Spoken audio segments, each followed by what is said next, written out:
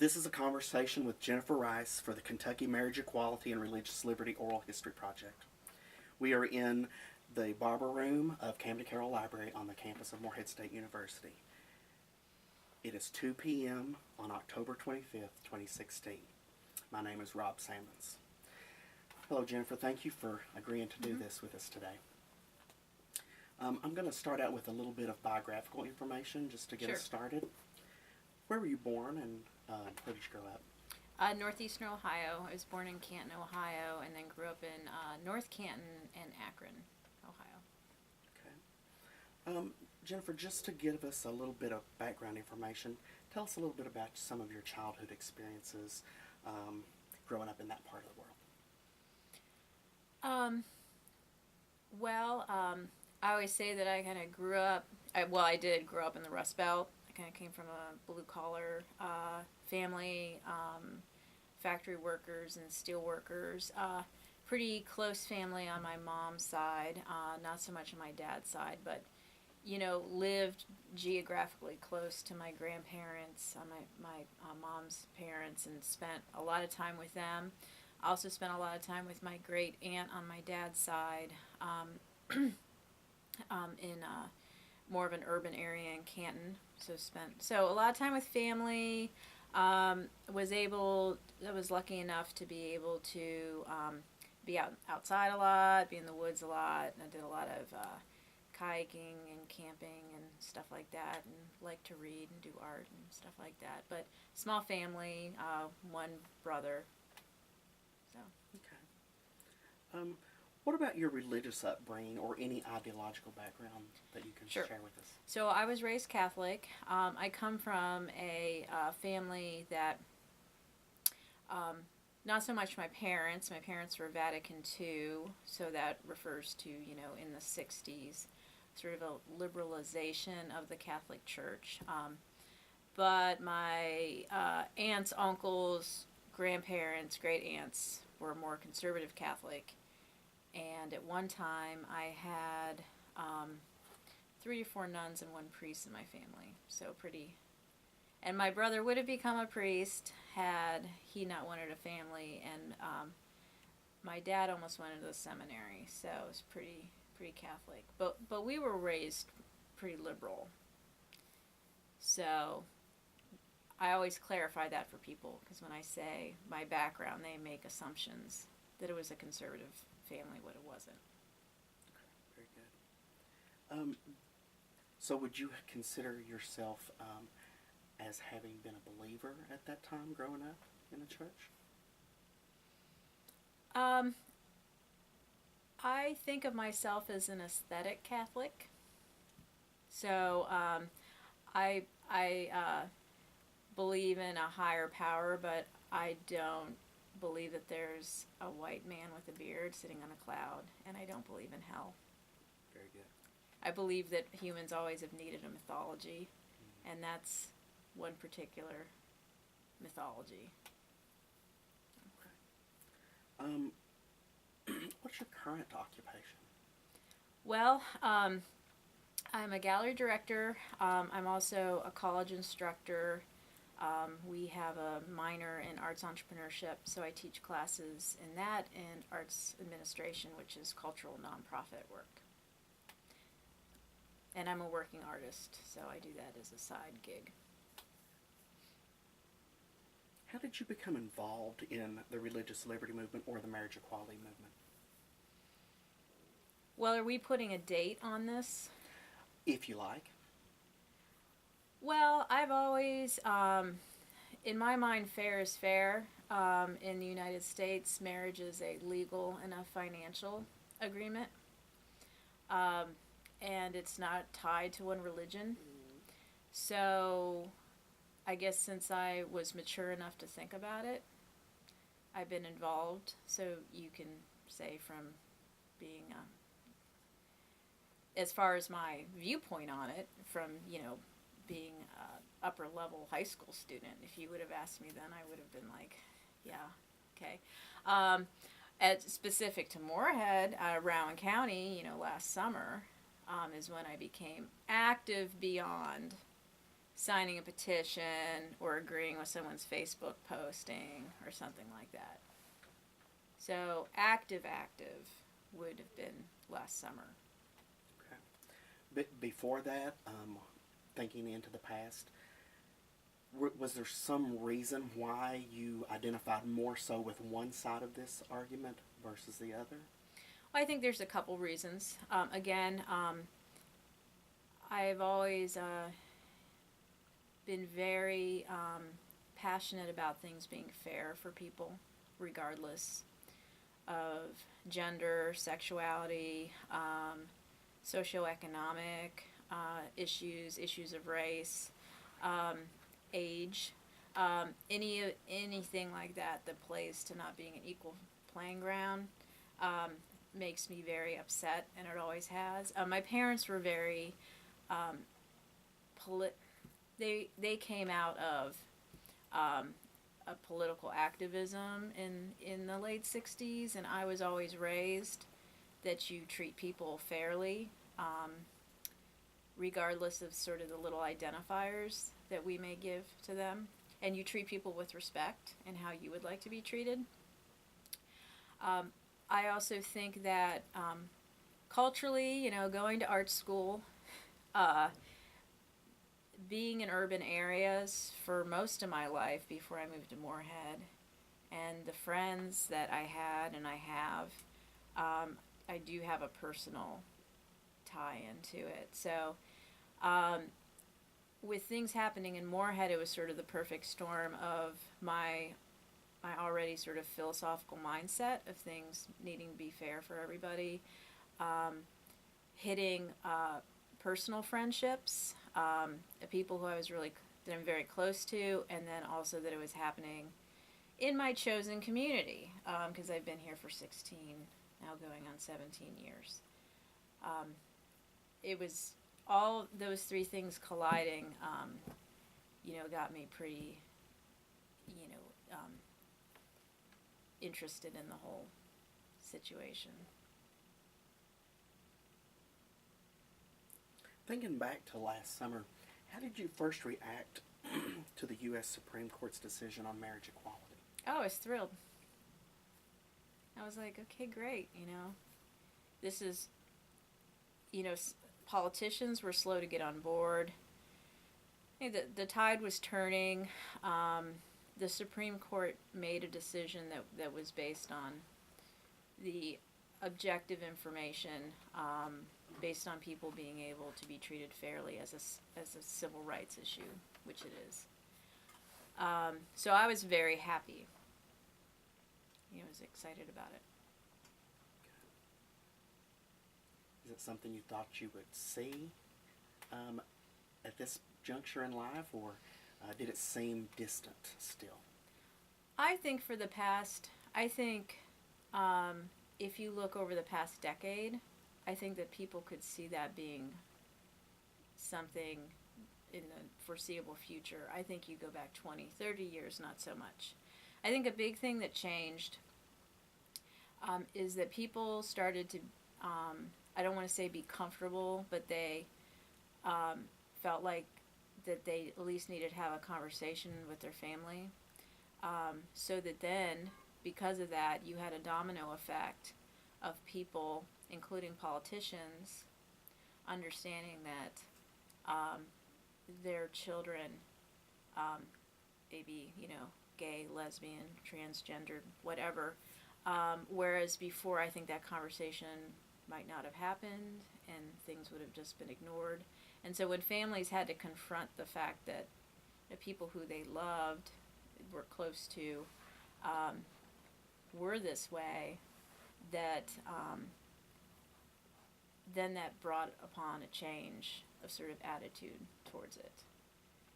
Might not have been welcome news, but they had to deal with it. And I think that really affected a lot of the ways politicians thought about it and dealt with it. And a number of them went on record and said, well, my son's gay, so boom, boom, boom, whereas if that conversation hadn't happened or that information hadn't been put out there, then, their perspective may not have changed. again, thinking back to last summer, at what point did you decide to act upon the court's decision? Well, I was looking through pictures before I came over here because my memory, I recollect a lot about like August and September, but like earlier, especially because I had kind of I had an overseas trip in the middle of it. But I can tell you how it started. So I saw something on Facebook where people said Kim Davis is refusing to sign this and that. We're going down, and I got a little nervous, and I don't know exactly why. I got a little nervous, and I just thought to myself, like, okay, are you gonna go down there and this and that, and if you go down there, what are you gonna do? And if such and so happens, how will you react to that? So what I decided to do is I was like, okay, if I go down there, I'm going to have a point of going down there. And I'm not going to make a sign as my point. So I went to Dollar General and I bought a bunch of bottled water and some ice. And I got a cooler. And so I was like, okay, so I'm going to show up with this stuff. And that's what I'm giving. And if I feel like it's the place for me to stay, then I'll stay. So I ended up, dropping off the water and staying for a while. And then there were a couple other meetups in my recollection, like in late June. And then in July, I was actually in Spain for about a week and a half. And that's when David's videos went viral. And I remember telling my husband, I'm like, this is blowing up back home. So when we got back in late July and in August, I started being down there a lot. It was convenient for me because it was on the way to work. So to work and during lunch and going on the way back home, then I could go. So, and I do think it was worthwhile to do it. But I did think about it before I did it. Okay. Specifically, what was your reaction to the Rowan County Clerk's decision not to issue the marriage license to either straight or gay couples? Well, I was upset, and I thought that she should leave her job. I thought it was a grandiose performance of entitlement. We don't need to get into nepotism or anything like that, but I do think that she was used to a certain, and is still used to a certain type of deference and treatment, and she took advantage of that. And I think it's wonderful to have values and stand for those values, but you cannot take money from the people you serve while at the same time denying them services. It was astonishing to me. So that was just my perspective hearing it. Going down there and being in the room when friends were being refused was very, very upsetting to me. So, I think it's unfair. It was an unfair treatment of people, of a certain type of people, and then she decided to expand it out to basically to cover herself, and she just should have quit. That would have been, if you want to protest, then that's a great way to protest. You say, I totally disagree with this, I think it's wrong, and in protest, I am going to resign from the position and have an active political life, or do whatever. So, so that's my thought on that.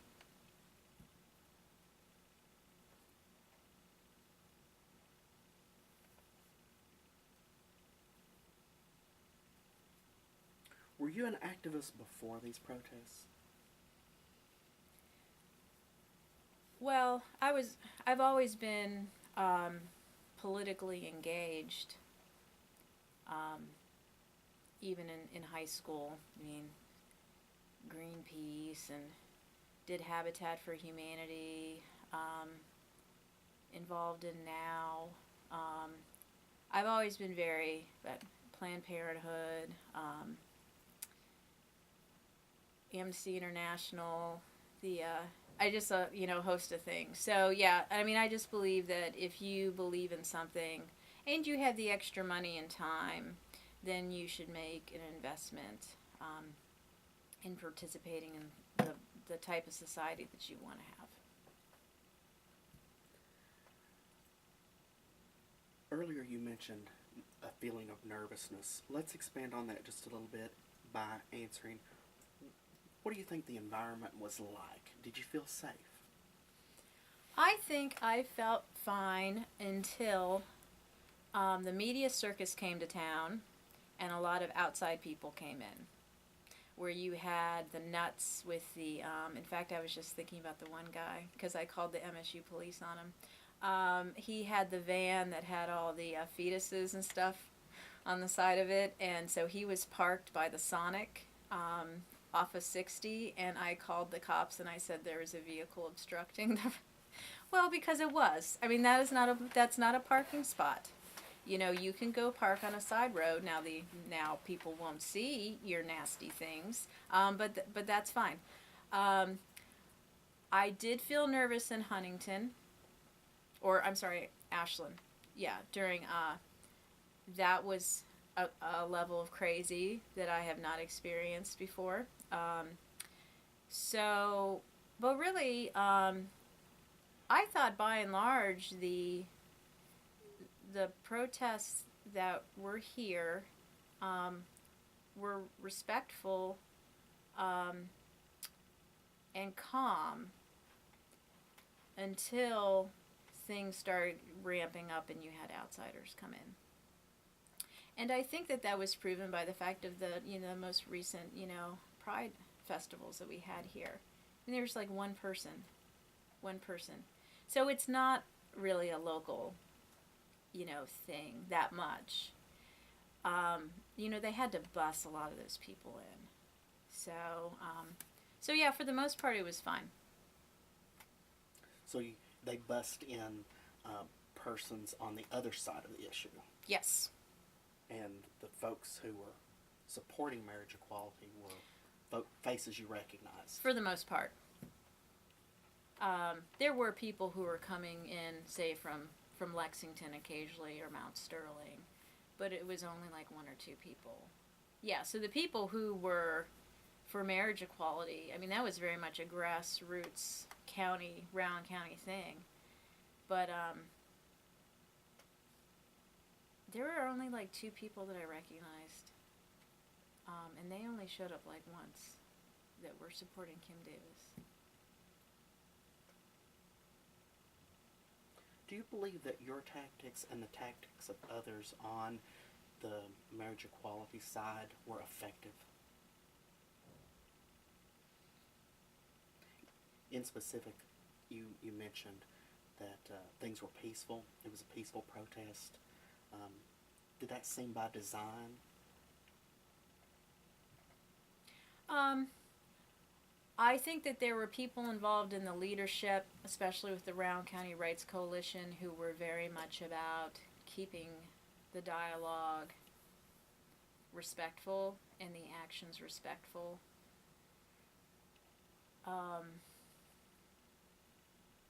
So by design, yes. I think that most of the people I knew involved with the marriage equality protests are by and large nice people. I mean, I think anybody can be pushed to be nasty. But, I think that the attitudes and as well as the slogans and just the sort of coaching on, you're not going to get anything by being a jerk. There's no reason to get nasty because it's just going to spiral downhill. So like when people were, you know, if someone drove by and yelled out something nasty and people just wave and smile, and I do think that's the best way to deal with it. You may want to run up and confront somebody, but you're not going to win. You're not going to win an argument when someone is like that set in that kind of opinion. So, and again, it didn't get nasty until, you know, there were just some oddballs that came out of the woodwork, and then, you know, all the media and stuff. Looking back, what do you think you might have done differently? Personally, I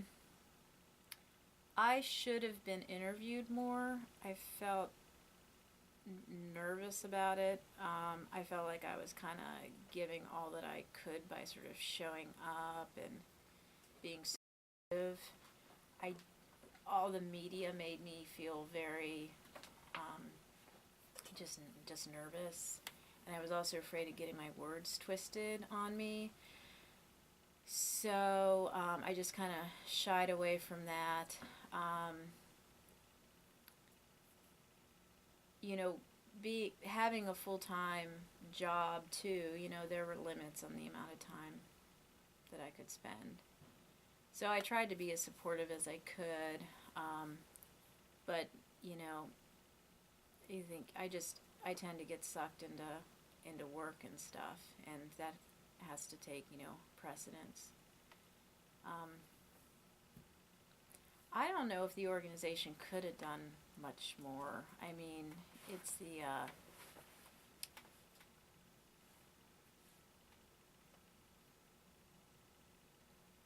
I think that it was just a situation where I think the majority, everyone I talk to and continue to talk to, because I travel around, you say Rowan County or Morehead, and they go, oh. I was at a conference in Decatur, Illinois, about 2 weeks ago, and they're like, where are you from? And I'm like, no, Morehead, Kentucky. Oh, I know what. Okay. So most people were very pro-marriage equality, but then you get into our community and see those protests and then see what happened with our state election and think, I'm living in an alternative universe here. So, but that's Kentucky. So we're still red when other polls show a lot of America going blue. We're still red. So that's, you know, so I don't know how much more could have been done. I thought by and large the marriage equality protests were handled very well. They were very positive, and they needed to happen.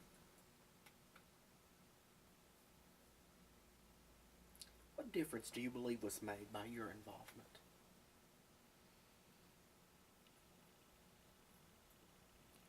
Well, I think one difference was I work with students, art and design students, graduate students in particular, and students that take my classes that I know. Saw me there and knew it was okay for them to be there. I gave student gas money to get back from Ashland. Worked our schedules out so we could go participate in things. I think that so in that way, with what I see as the community that I serve, I thought it was important for me to show up and have them see me being there. Because, you know, if I walk the, you know, talk the talk, walk the walk sort of thing. I also some students who I mentored were involved in the leadership of it, and you know, I thought it was very important to be supportive. and to be there, and if someone got upset, be there for them to talk to and stuff like that. I also think that, I, you know, I'm not gay, and as a straight person, if I think that something is wrong and someone is being mistreated, it doesn't matter if I am not like them totally. I need to show up and say, this is not right. So that, I think that was important. Did you become involved with any of the organizations that sprang up as a result of this battle? No, through social media, I did.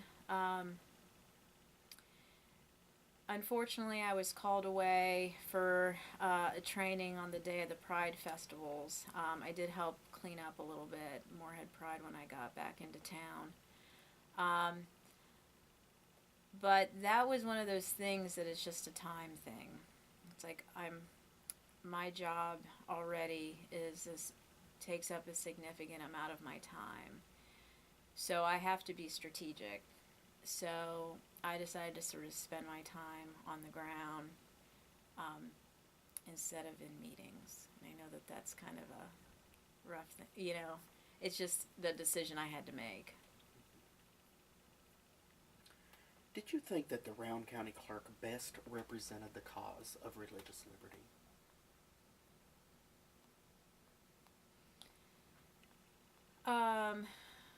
On behalf of whom?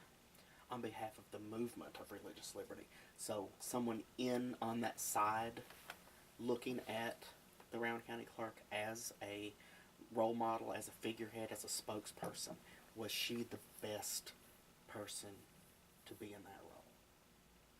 I think for a limited group of people. I think for people who are apostolic, Pentecostal, evangelicals, perhaps.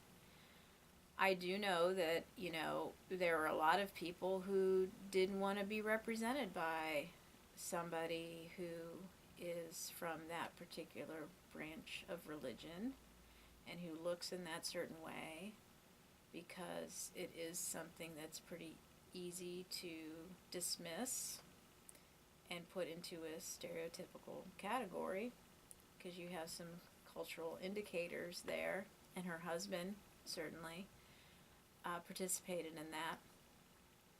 I don't know. I mean, I'm not of that. I think about my husband's family, who is conservative, traditional Catholic, at least some of them. They probably would have preferred someone like Mike Huckabee. Somebody who is probably a little bit more mainstream.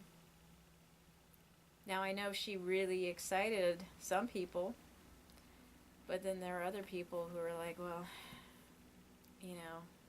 is this where we really are in the 21st century? So I can't really answer that as sort of a blanket answer. Some folks have chosen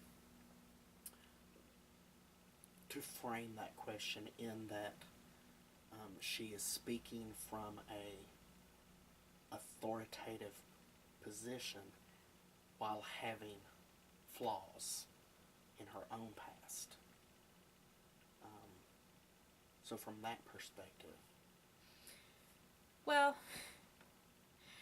yeah, so that does, is this the person who's gonna, speak from a position of religious authority or purity? I just think that whole thing is just so complicated and bizarre to me. I was not raised in that religion, where you talk about finding Jesus, because Jesus kind of never went away. You just knew he was in the, I was just like, I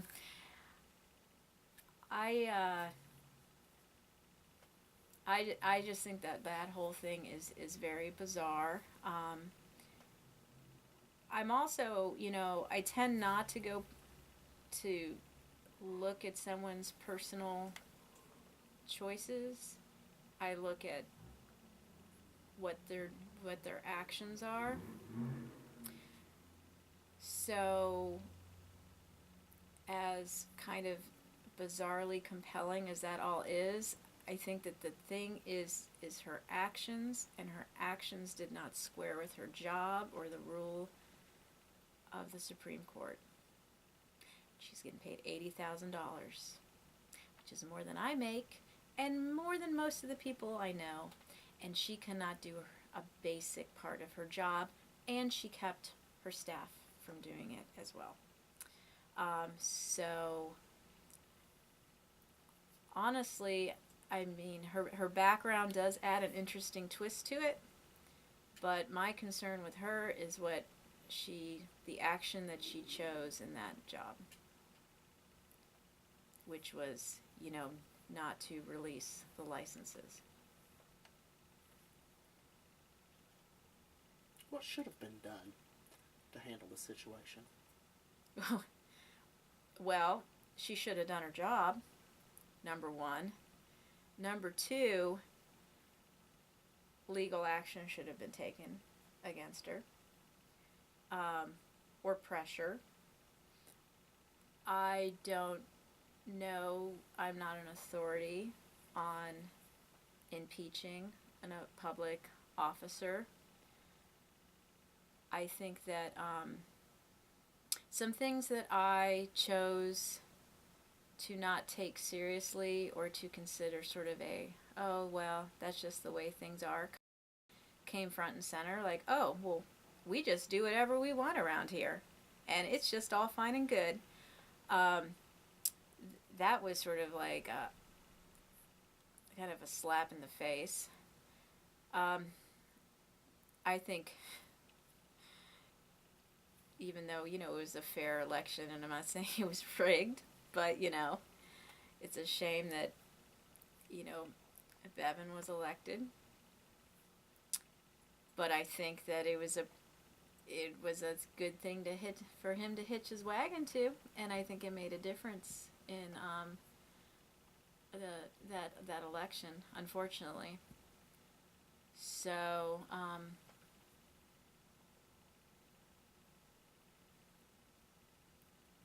that's my opinion on what should have happened. But Do you believe the Round County Clerk deserved to be imprisoned? oh yeah, Was it adequate?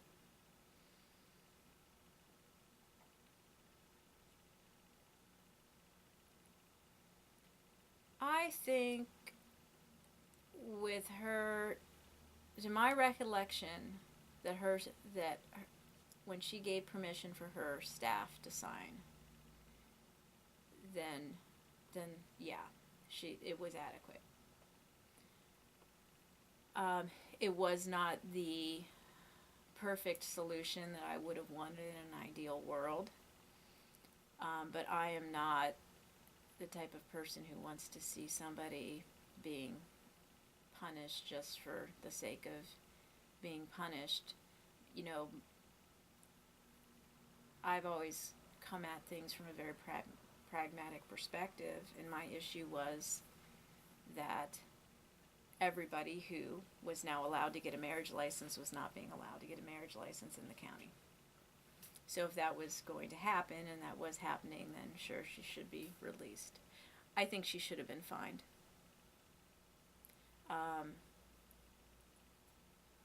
Again, I doubt that there's some sort of structure to fine a public official who doesn't want to do their job. But I think you need to take a hit. I'm sure she could have done some sort of fundraising to cover it, but I think there should have been some sort of monetary penalty.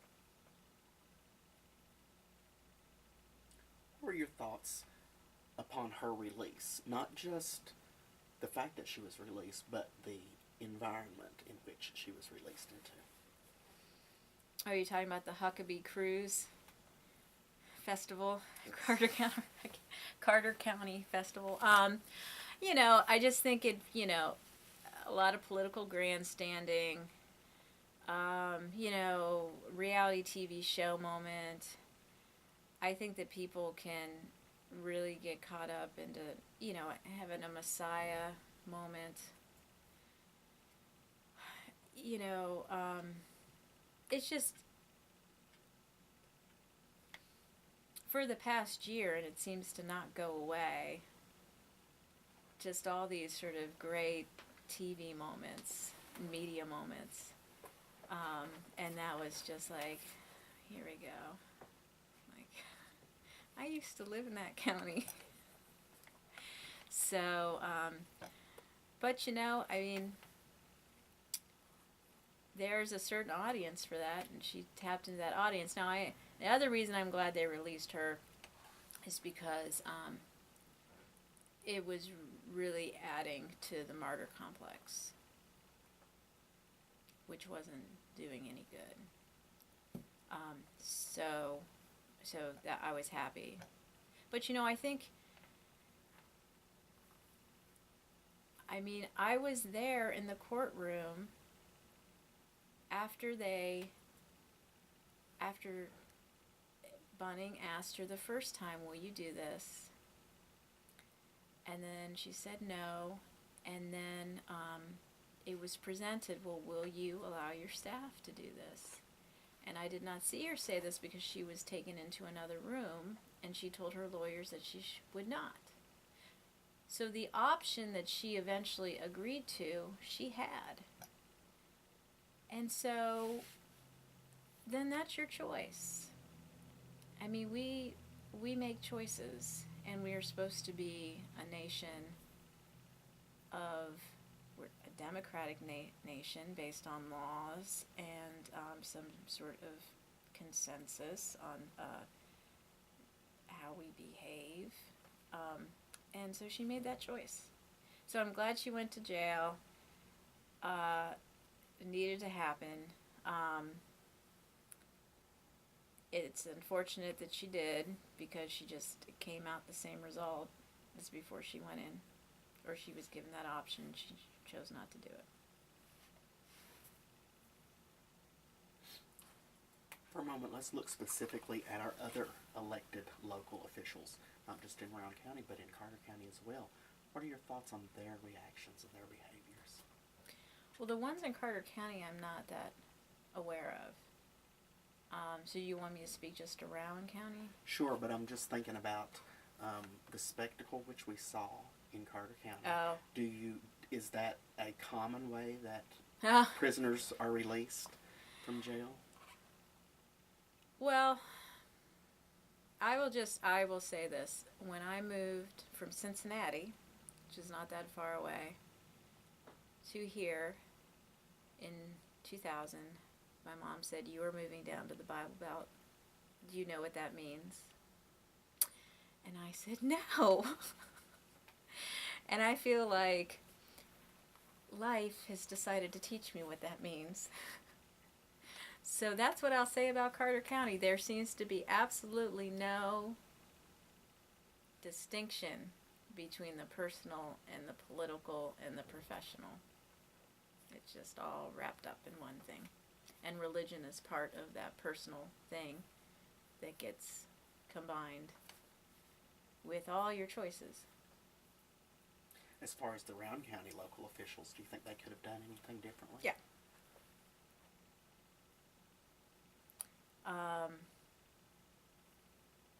I think that there was, from an executive leadership position in Rowan County, I think that there was a complacent and complicit environment.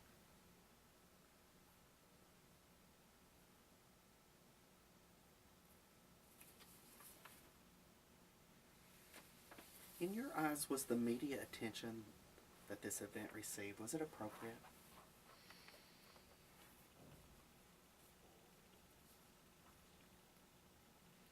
I think it was something that needed to be reported on. I think there was another opportunity to trot out a lot of stereotypes. I live near her church, and the way that the New York Times described where I lived is not the way that it looks to me. But so that was,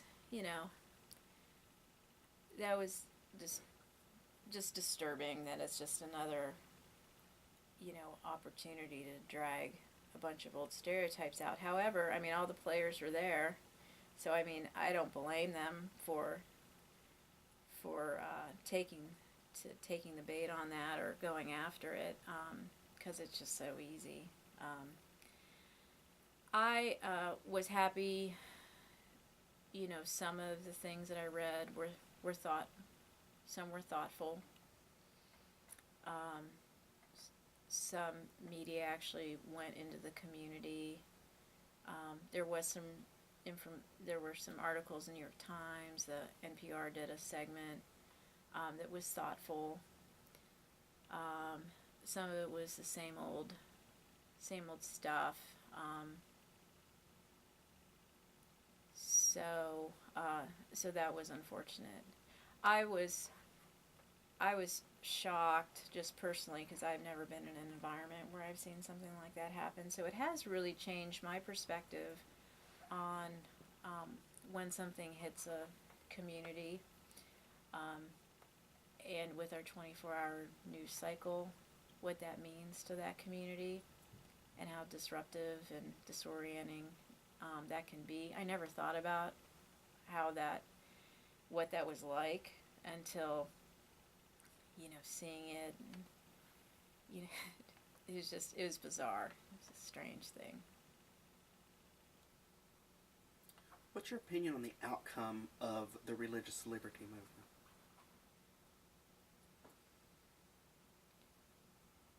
Well, I don't think that there's one particular outcome. I think, so there's a couple ways you can look at it. I think that there are people who are like, we won because in one county, or I don't know, maybe there's, someone doesn't have to put their name on it if they don't want. Okay. Good for you on a micro level. That's on a micro level. On a macro level, they can still get married. So, I think, a lot of this stuff is 2 steps forward, 1 step back. I think in a lot of ways our country has made a lot of progress on some issues.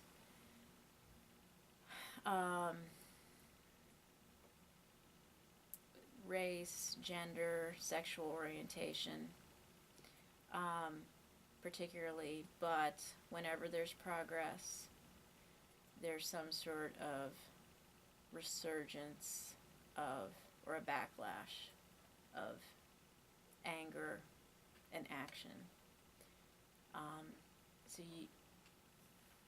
There's a variety of things we can say about America right now that shows that. So I think that that's my opinion about that outcome.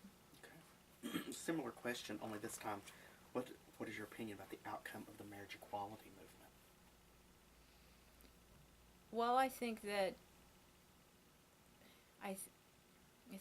in America right now, at least on paper, you can be an equal person and get the same protections. I won't even say benefits, legal, financial, health care protections of the person who you want to spend your life with. And so that's great. So I don't believe in like winners or losers, but that's where we need to be, and that's where we are. Everything is not rosy, perfect. but at least under the law, that's recognized, and that makes a major difference. And I think culturally,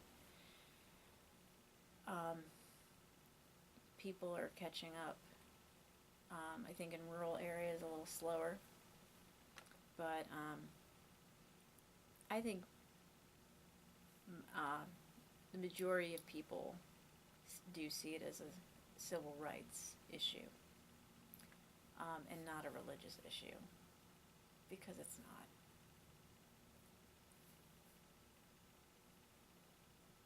How has our community at large changed because of these events? Well, I can tell you that my car registration is soon to be overdue.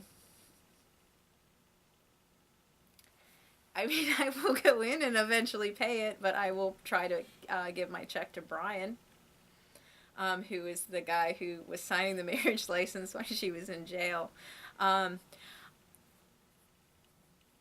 You know, I know that some people, so I've got a close friend that said, this is fractured Rowan County forever and blah, blah.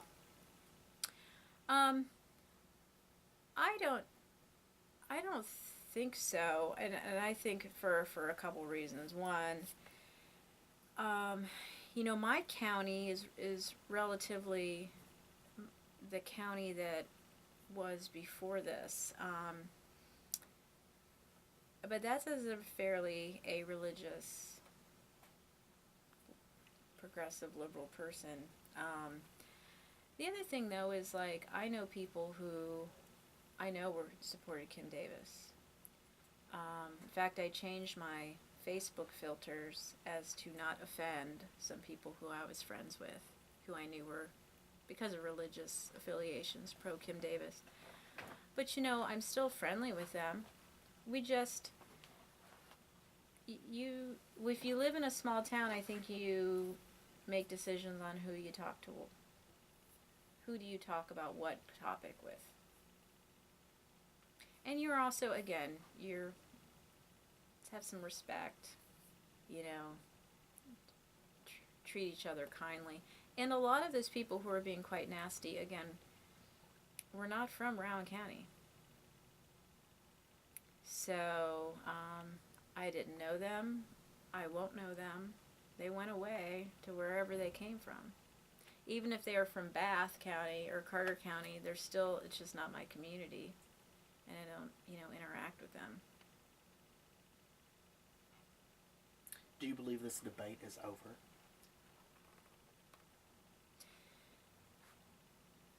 Well, I think that the highest court of the land voted on it. I still think there are going to be skirmishes about different things in the name of religious liberty, which I think is one of the more ironic names for a movement. I think it's going to just take people watching what's going on, really thinking through, again, even if they're not one of the group, thinking, is this a fair way to treat somebody? You know, because even if you're just being strictly self-oriented, it's a slippery slope. You can go after anybody for anything. The other thing is just being a decent human being, and if you see someone being treated in a wrong way or someone's rights being taken away, I mean, that's what being an American is supposed to be. We're supposed to value our individual rights.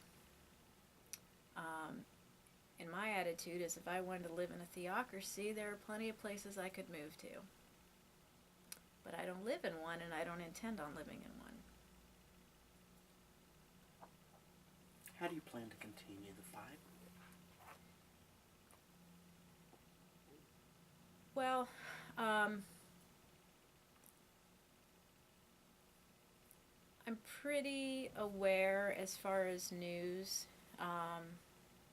pretty engaged, you know, social media, and watch stuff. I don't know. I mean, honestly, I hope not. I hope nothing happens again, especially close to us, where I feel like I need to go out and protest. Um, I do write letters and I make phone calls, you know, and I join organizations and I donate money. Um, I would not be against if I got upset about something going to Frankfurt. Um, so that's, you know, how I would consider, you know, being, well, that I'm active now and, you know, would consider being in the future.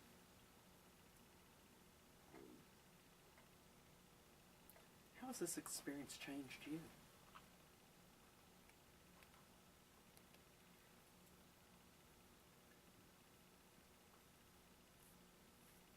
I think that certain people get really caught up in things in an almost irrational way. And I have learned that, and I counseled students on this when it was going on, that being calm and standing your ground is a much more productive thing to do than to engage with an irrational person. So that means, unfortunately, that you can't have a conversation with somebody. But I think you need to decide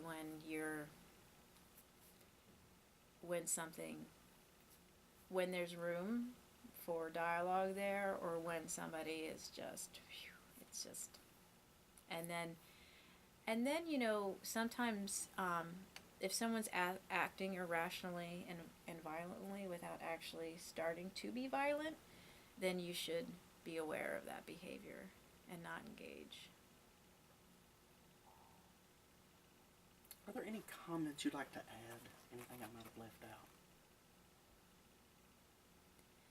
I think a good takeaway from this is that, you know, I think that we do have a nice community that by and large is supportive of one another. And I think that it was good for our college students and younger people in the community to see that there was a wide array of people who showed up to be supportive. That it just wasn't people who were like college age or of a certain type of person. That there were people from the community, there were people from the colleges, or some people from the churches. So